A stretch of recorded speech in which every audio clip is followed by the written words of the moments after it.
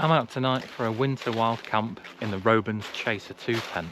It should be an interesting one because it's a 3-season tent with a full mesh inner, and it's going to drop to 0 degrees overnight. So let me go and get set up, and then I'll show you all the stuff that I've brought with me to try and keep warm.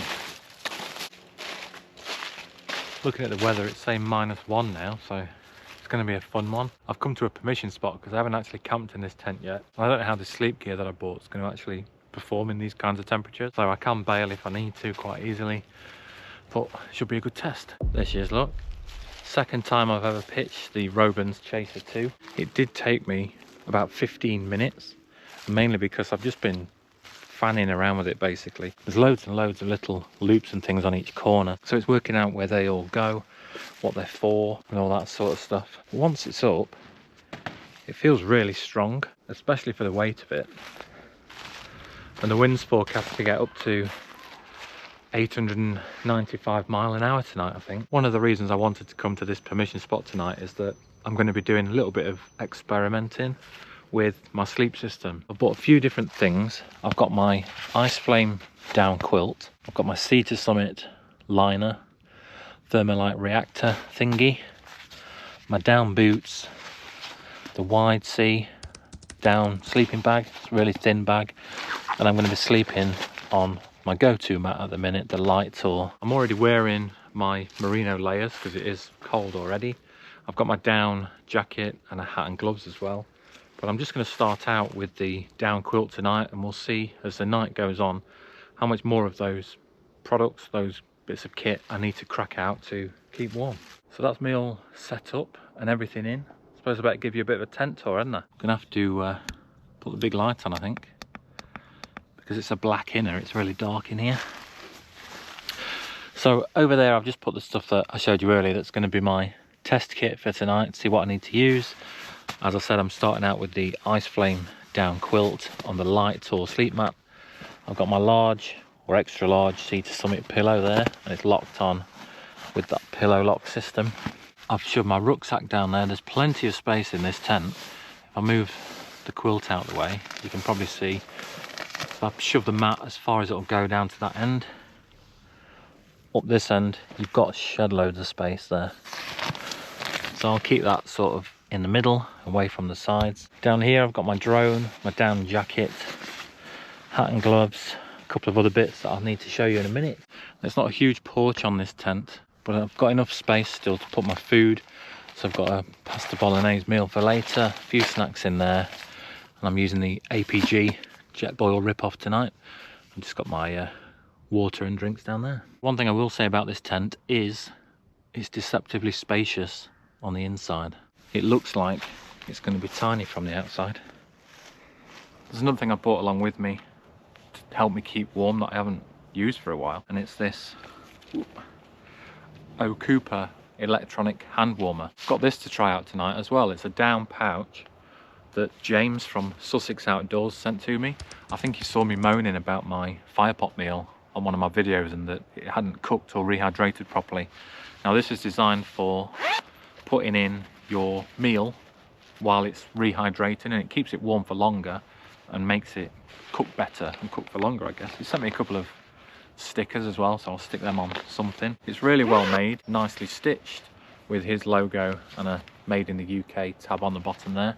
He does sell these through Outdoor Gear Essentials, so I'll put a link to them below, and I'll be trying that out with my meal tonight. Once I've had my meal as well, I'll probably keep my GoPro batteries and my power bank in this to keep them warm and stop them losing their juice as quickly in the cold. I don't want to speak too soon, but so far I am really liking this tent. For the weight of it, it feels really strong. The real test really is going to be whether that full mesh inner is just too much for this sort of weather, but I guess we'll find out tonight, won't we? When I take it down in the morning as well, I'm going to try and leave the small corner poles in the tent as well, because a lot of the setup was trying to find the pole sleeves for those and getting those in place.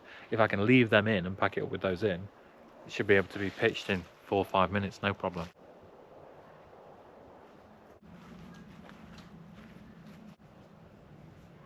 I'm in a bit of a clearing here, and it looks like a pretty clear sky tonight, so we might even get some stars later as well. I don't know what to do now, because it's a really decent sized fire pit here. You've probably seen me here on videos before, and I've just found somebody's stash of wood down here. So I could, I guess, have a fire to keep warm, but part of the camp is really testing that kit. I don't know, can't really steal other people's wood either, can I? Or can I? Still a few dog walkers about. A few bikists have gone past as well, but another half an hour, it'll be dark. 45 minutes, it'll be dark. Gloves are going on now, it's getting serious. I don't splash out on gloves, these are just like 99p fingerless ones. They do make a difference though. I'm in the tent now. It's pretty spacious and comfortable, to be fair, apart from this washing line thing that keeps hitting me on the head, so I'm going to unhook that for a bit. Decent headroom. I'm sat on my sleep mat as well, so I'm not on the floor. I'm just going to make my dinner. I've got the APG stove and one of these Summit to Eat pasta bolognese, it says. Whoever spelt that needs a bit of a disciplinary, don't they? It's not a massive vestibule area, as you can see. That's my boot. There's only just enough space to put that there, but I've still got enough room to put my stove. And these doors are double zipped as well, so I can just open the top up there for a bit of ventilation while I'm boiling my water up. Hope I've got enough gas in this canister, thinking about it.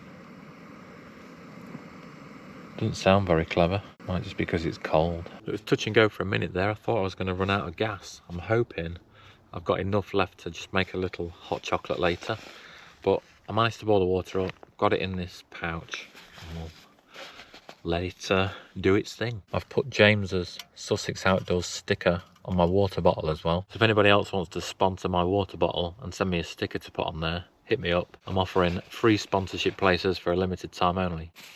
I think the first thing's going to have to get some use, because while I'm waiting for my meal to rehydrate, my feet are freezing. I'm sure you've seen these before. Naturehike down boots. They do make a real difference, and they weigh next to nothing. They're packed down to next to nothing, so I put them in my bag for most, well, all winter camps, and most autumn and early spring camps as well.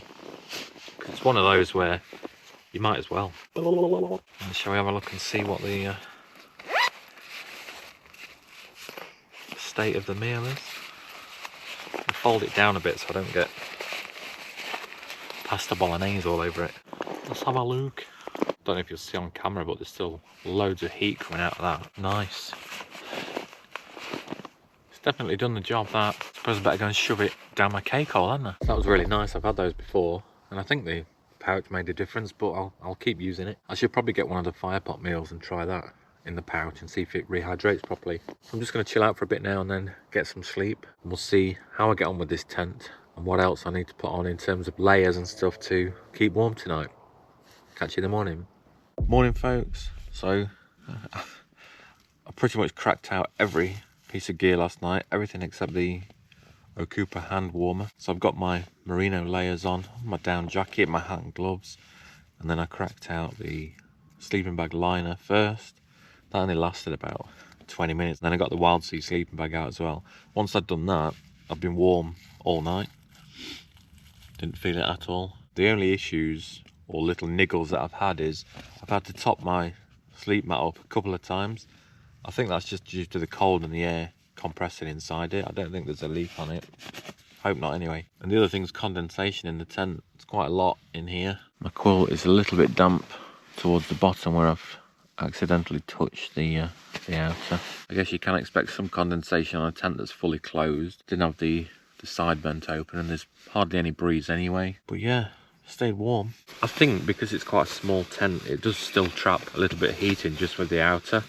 It's definitely not a two-man tent this, but there is plenty of space in it just for one person and all your gear as well. Alright, maybe I should have got up at some point and tightened the guy lines, because with this silk nylon material, when it gets wet, it does sag. You can see there where it's been touching the inner. But it was cold. I don't know if I mentioned that at all. I've managed to pack the tent up with those corner poles still in it into this dry bag. It does still need a wind and rain test, so it's probably time to get back up kinder, isn't it?